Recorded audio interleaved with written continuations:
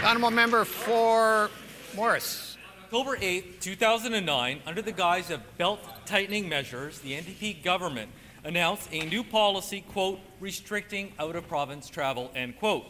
Can the Minister of Conservation advise when the NDP rescinded this new policy?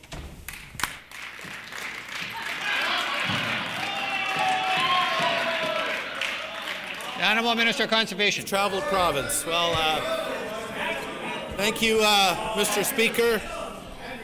Any endeavours of a provincial government to restrain expenditures, I would hope and think that the member for the Canadian Federation of Independent Business would be in support of.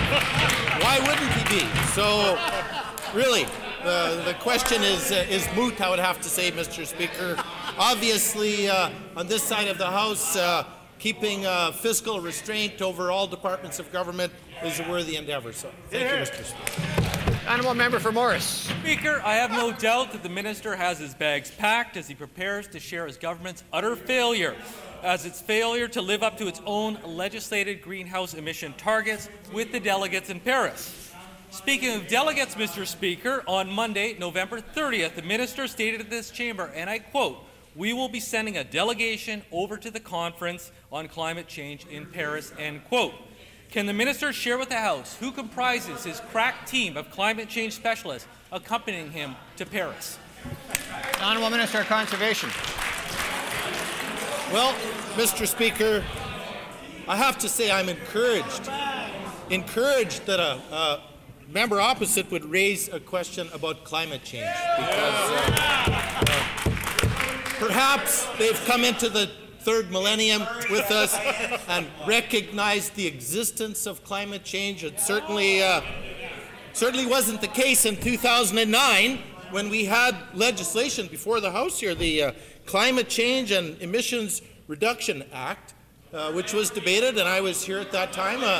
Members opposite had the opportunity to debate it, ultimately voted against the legislation, following in the path of their leader, who, when he was a member of Parliament, also voted against measures to address the issue of climate change. So, order, please. The Honourable Minister's time on this question has elapsed. The Honourable Member for Morris. Speaker, the NDP, with great fanfare, announced a government-wide policy restricting all out-of-province travel, and then quietly rescind that policy when there's a chance to head overseas.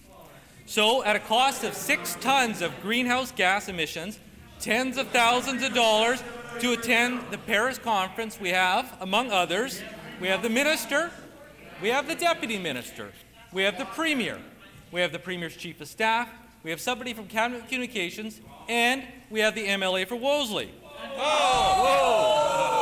Can the minister advise the qualifications of the MLA for Wolseley that allows him to be a provincial representative at the Paris conference, or was his anyone but Teresa campaign qualification enough? The Honourable Minister of Conservation. well, once again, Mr. Speaker, the fact that members opposite are now aware of climate changes is very encouraging to me personally, because it's going to take a united effort of all people in this House to step up and address the challenge of climate change. It's probably the greatest challenge in the history of humankind. All of us have to acknowledge the importance of addressing these issues, and certainly on this side of the House we are united on that front. The Paris conference is before us, that's true, and this government will do its utmost to garner as much information and knowledge from that conference as we humanly can, and we will go forward and bring that back to the House and report to the people of Manitoba. Thank you, Mr. Speaker.